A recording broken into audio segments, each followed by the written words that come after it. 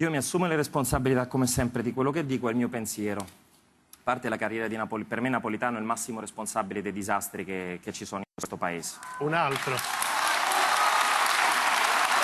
Lui è un rancoroso che, dato che ha visto che il suo mondo costruito, la partitocrazia che domina sugli interessi... Perché delegittima lui? Commenti quello che dice, no? Lui, in fondo, lui ha fatto una carriera politica. Per me non sto delegittimando lui, è lui che con i suoi comportamenti ha delegittimato il popolo italiano. Per me lui è un rancoroso che oggi vede il suo mondo basato sulla partitocrazia crollare, e questo non lo accetta. Napolitano ha firmato leggi incostituzionali. La partitocrazia Berlusconi, Salvini e Renzi. Perché oggi esiste una forza politica che rappresenta la prima forza politica del paese, che si chiama Movimento 5 Stelle, che lui ha sempre detestato. Noi gli abbiamo fatto pure l'impeachment a Napolitano, perché per noi ha violato la Costituzione ripetutamente. Ha votato leggi incostituzionali più di una volta. Lodo Alfano, legittimo impedimento. Cioè, non le ha votate, le ha ispirate, dice lei. Le ha firmate quando il suo mandato prevedeva di rimandare quelle leggi alle Camere.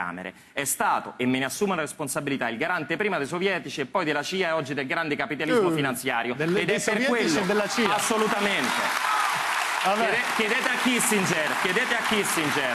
Allora, e anche a Travaglio, che ci ha scritto un libro su questo. E oggi per me, dato che così era il ministro degli esteri del Partito Comunista quando Mosca finanziava il Partito Comunista, e lo disse pure sotto processo grazie a Mao, diciamo. Non è riuscito a... Lei Floris sa che quello che dico è vero. Diciamo. E oggi rappresenta i grandi interessi dei mercati finanziari che temono che il Movimento 5 Stelle possa andare al governo. Perché le banche d'affari temono un governo del 5 Stelle, perché ricontrolliamo Banca d'Italia, dividiamo le banche d'affari dalle banche commerciali e non fanno più affari sulla nostra pelle. Questo è quello che io penso di Napolitano. Unione Sovietica e banche. CIA, Unione Sovietica e banche, non rimane più nessuno, diciamo, che rimane gli arbitri della FIGC. A parte il fatto che gli arbitri non devono essere queste organizzazioni.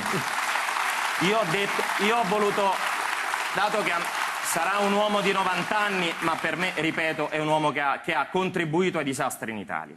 Si è fatto lui garante dell'inciucio perenne, e ha ostacolato il cambiamento facendosi rieleggere per la seconda volta, mai successo nella storia della Repubblica. Questo è quello che io penso, certo, cioè è la mia idea che ho di un uomo, e dato che questa è stata la sua storia, non si può più permettere di mettere bocca sui processi di un paese che ha contribuito a distruggere. Si ritirasse a vita privata e non parlasse più della politica, perché l'ha totalmente distrutta. Allora, Napolitano. mi dica...